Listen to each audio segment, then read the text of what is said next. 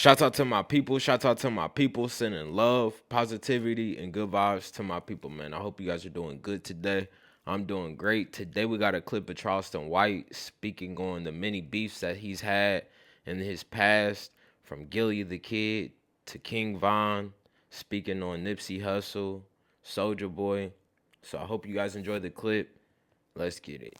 And you said, just correct me if I'm wrong, but you did say that the character that you portray is needed because you get people paying attention that way. Well, let me just say pay this. attention to the character instead of the real.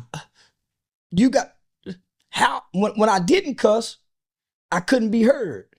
But while I was trying to be heard, I was saying stuff like, hey man, I'm going to Washington, D.C. working on trying to get juvenile life without parole abolished in this country. Hey man, I'm training the state's juvenile correction officers. Hey man, I'm working with the United States Department of Homeland Security Human Trafficking Division. We got teenage prostitutes walking the street. So they're ignoring this, huh? Say man, 73% of our households don't have no man in it, man. We need to create some male mentoring programs. I got a male mentoring program called Match My Efforts. Hey man, I got a reading program where I go into the schools and I do a reading challenge to try to combat and counter the school to prison pipeline. Michelle Alexander got a book called The New Jim Crow. I used to take that into the school, write me a 5-page paper. We picked 3 winners. Homie, they wouldn't hear that. Boy, but when I came, you motherfucker, nigga, Nipsey Hussle, gang banging ass, that nigga was a rolling 60 crib. Now they listening. Now I like Charleston White, but when he said F Nipsey, like I didn't put this shirt on purpose. This is how much I rock with him, just randomly, and you know, we speak about the subject. So this just shows you how much I really rock with Nipsey. And his message was basically Nipsey the rapper, F Nipsey the rapper. He like Ernest, the actual, you know, entrepreneur, the dad, and whatever. Charleston White, he can flip stuff and flip it, turn it around to make it sound good, to go viral. But at the end of the day, you know, I think that you got to understand it's a method to his madness. And unless you are willing to see his point of view, it's not even worth really getting into, because he's just trying to get you in your feelings. Now I got their attention. It's interesting that you're able to say as much as you have said, and you're still here. Like every time I see you on the interview, I'm just like, dang. I just knew when I said F Nipsey Hussle, I was gonna be dead. Then I went on to say F his mama. I said F King Von baby. I said, shit, they might get me for that one. Yeah. So it was some time I felt, man, because the threats was coming so. But nigga, I stand up to fear. Fear don't make me run. I attack when I'm afraid. I was telling my homie, I said one thing about Charleston White. I said, he don't back down. I said, you can say what you want to say about him, feel the way you want to feel about, you know, his views or how he think or whatever. I said, but he do not be backing down from all these people. If you scare me, I'm going to attack you. I ain't going to run from you. If you make me fear, I attack what I fear. Well, you got the mace on you right now? You goddamn right. You got the mace. You goddamn right. Right there. I see. You see that? He ain't playing. Yeah, right here. He ain't playing. For one, I know I haven't done anything to really cause me to be hurt. And I've said some things to hurt people's feelings. Mm-hmm. By the time you see me, those same feelings aren't hurt. You're still offended, but you're not hurt. Oh. Hurt people. It's the same people threatening me, saying what they'll do to me, have hurt other people, and it's somebody want to do something to them. Okay. Think about that. The same people say, oh, nigga, I'll do something to that bitch ass nigga. You done already done something to people before. So it's somebody across town wishing they can do something to you while you hoping you do something to me. By the time you see me, you don't have that same feeling of intensity. Yeah, you're offended, but you don't have the fuel of the feeling to drive the offense. It just comes back full circle. Yeah. Now, so I keep this because these are non-lethal. I still dream about our victim. Depending on what's going on in our life. Now and then, I relive that murder in a dream because I stood over him, watched him die. So you can't just kill people and it just go away.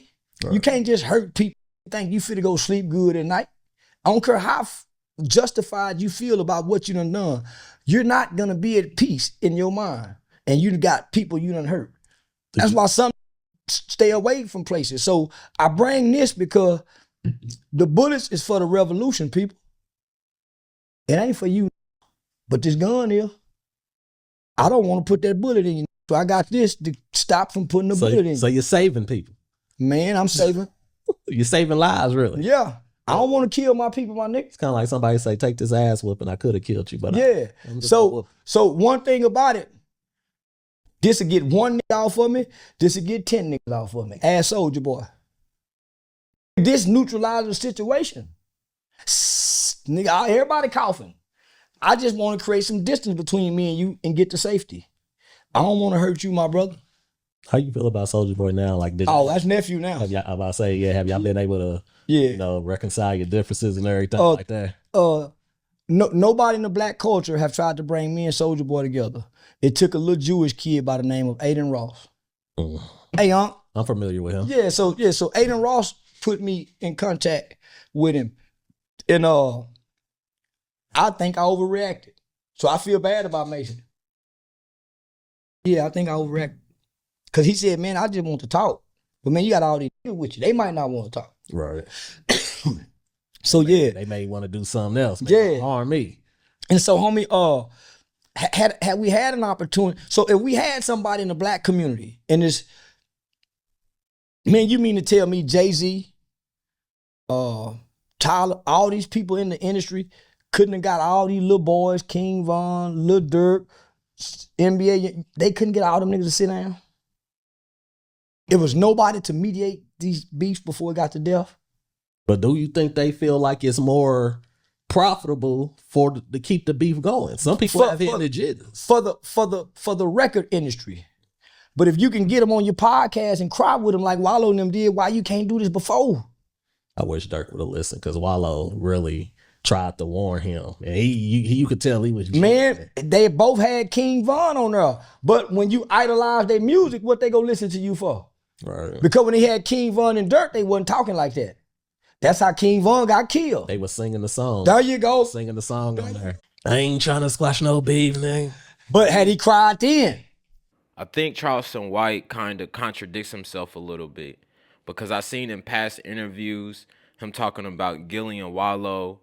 He's done talked about J Mane, and he says that, these people aren't doing enough, but he sits here and says there's nobody in the black community. There are black people in the community that are trying to change and, fix things, just like he was. When he first came out, Charleston White, just like he said, he was an activist, but he had to figure it out. He had to, take a different route or do different things to make an impact. That's exactly what Gillie and Wallow are doing. That's exactly what J Mane is doing. So for him to say there's nobody in the community that's, trying, there's people that's trying. There might not be people with a huge impact like Jay-Z or Tyler Perry, but there's people trying. And I think it'd be smart for Charleston White to team up with these people. Say, brother, let me get him on the phone. Aiden Ross got me and that boy on the phone right then and there. And he made it happen. And first thing I said, say, man, let's be friends. Homie, why they can't do that with our babies? And I like to hear that too, because every time it goes too far, that's what you wish would have happened. What are we really beefing off of? It ain't worth it. Aiden Ralston tried to get me and Boosie to sit down. But Vlad got in the way. So Vlad want to keep it. Yeah, Vlad blocked that. Man, you need to tell Boosie, man, go ahead, have that sit down. Man, I done been on the phone with Boosie. He didn't say nothing. They tried to get us to do a boxing match. I told him, man, I'll let you win, my nigga. Just for you. Yeah, I'll let you win. Let's go. But it's other people in his ear. Right. It's people in, man. But he said this. I ain't done nothing to you where we can't talk about this. Right. I done said some shit, but Boosie know he wrong with the Marlo Mike shit. So it's hard to talk to me, and I worked on the same law that keeps Marlo Mike locked up. Right. Juvenile life without parole. And when you talk, it's like you holding up a mirror to people, and they don't like that. They want you to go ahead and just go along with whatever bullshit they got going on, and don't say nothing about it, but you very vocal. Yeah. So they like, man, Charleston White, man, how the hell he try to talk about this? Because it's something they did. Yep. A lot of people personalize stuff and can't. So it's some black people that reached out to Gilly the Kid before I said his dead son. All right. That's what made but it was okay for you to say you'll slap me. Gilly told me long before, right when I started becoming famous, because I spoke on the Pop Hunter situation. How the industry shamed Pop Hunter. He had some paperwork came out when he was 13 or 14 years old with his mom. He witnessed a murder. He went and gave a statement on the murder. That kid had one of the biggest records at the time. Uzi Vert, little Uzi Vert was on there. Gilly then was the one that said he snitched. They snatched Uzi Vert off the song. They stopped playing it. This kid ultimately went into a depression where at some point I think he tried to commit suicide. Mm-hmm. So when I spoke on it on the Say Cheese TV, I really didn't know who Gilly the Kid was. I didn't even know who Pop Hunter was. But I look in my inbox with a blue check saying, is there a problem, Goofy? I'll slap you. What? He told me keep that same energy when I see you. So he done threatened me. Right. So man, okay, nigga. So that what made me start going in on him. Do you feel any type of regret for that, or no? Or you just like it is what it is? I done seen that in person in Detroit. At the MGM Grand Casino. He act like he didn't see me, but we seen each other. He walking with some girl. We walked by. He act like he didn't see me. He didn't keep that same energy. Is that how a lot of these people is? Like online, it's woo, but when you see them, it's like you said, he act like he didn't see you. All the haters online. I get all love in real life. Or it's like, let's talk now since we right here. Yeah, my throat itching like a motherfucker. But nah, homie, all the haters online. Because I haven't hurt nobody. I've hurt feelings. Feelings change each and every day, minute by minute, second by second. You don't feel the same all day and every day the next day that you do today. So by the time you see me, yeah, they're more logical because I just got you in your feelings right then and there. And that's what I like to do because it's called provoke thought and evoke emotion. That's how you teach a motherfucker. I will say, I think his method is very brilliant, borderline genius. But at the same time, I think that he should chill down on the disrespect. Now, you just said that you ain't hurt nobody. Mm-mm. And that just makes me, it just made me think out the blue. Young Thug just came home, right? And you know they was charging him with a lot of things or whatever, but he went ahead and took that plea deal, which is it 45 years? 15 years. 15. So it's actually like 45 years, 20-something suspended, 15 papers. So it's some shit that I ain't never even heard or knew that could exist. Would you have took that deal? Nah. You would have took it to the box and fought? I would have. Man, let me retract what I just said. I probably would have took it too, homie. Because the conditions of jail, when you come from living how he and I have been living in this entertainment world, but I would have listened to my lawyer. My lawyer telling me we can beat this. Right. Let's beat it. How you guys feel about the Young Thug trial? Would you have took the plea deal, 15 years of probation, or would you have listened to your lawyer and would have stayed in jail and, still try to fight it? But we don't know how long this trial gonna last, though. It could last another year.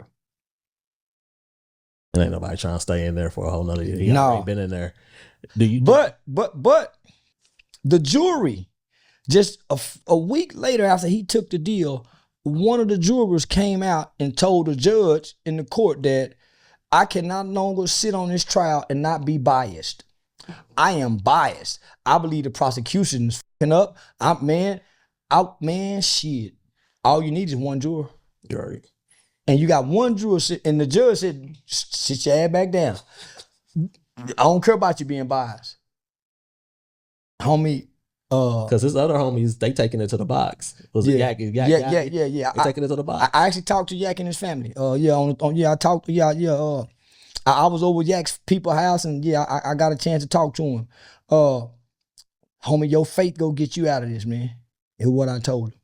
Boy, you got the ministry. All you got to have is just the faith of the size of a mustard seed, and you can't even see a mustard seed with the naked eye. Boy, you got some faith. Even Thug Daddy said, man, I wish he wouldn't have took it. Even the lawyer said, but I understand, we ain't got to sit in that jail. Right. he got to be the one to do that time. I know he misses his kids. Yeah. But do you think he can make it though? Because you know if he mess up in any type of way, all that time gonna come back. I'm just gonna say this, homie. It's hard to do anything consistently for 2 years, let alone 15 years. All right. That's what I said. Homie, and they ain't just got no regular stipulations and conditions. They got some super conditions on his ass. He gotta leave Georgia. He's kicked out of there, away from his family. So you're being banned away from your family. But do you think it's best for him to get away from that environment? Mm-mm. You think it's better for them to, you know, stay in the same area with the same people, or because some people is like, well, it's good that he can't go back because maybe he can get a new circle of friends and maybe, you know, my mama here, my kids here, my family here. It ain't never good to leave your family and you being forced to leave. All right. He wasn't having no problem. If you listen to the trial, Woody was the one doing all the shooting and Thug didn't know. He said, man, these people, he didn't know I was doing this. All right. Thug didn't have nothing to do with nothing being killed. Woody did that on his own. Cause Woody broke into his car and Thug and them jumped on him at that club. And I mean, nothing them jumped on him at that club. They didn't even know he was doing that. So he was running rogue, man. But homie, I've been doing good here. I'm from here. I can come and change something here after what I done been through. When I come back from this, I'm way more valuable to my people because now the truth is out. We can mend some shit. Maybe him and YFN Lucci could have mend some shit now that they know he didn't have nothing to do with Thug not being killed. It'll be dope if they was able to get on the record together. That'll break the internet right there, or a concert or something with Thug and YFN. Yeah. Man, come on now. It'll bring peace and hopefully some healing because we're forgetting about the families. Nut mom and daddy been there at every trial. And shout out to Nut mom and dad. They been there at every trial, man. Ain't nobody interviewing them. Ain't nobody paying them $5,000 to $10,000 to tell their story. But the killers is reaping all the rewards. So I hope you guys enjoyed the clip. Make sure you guys like, comment, subscribe, and make sure you guys hop into my bio where you guys can follow my other platforms. I love you guys. I'll see you guys on the next one. Peace. We out.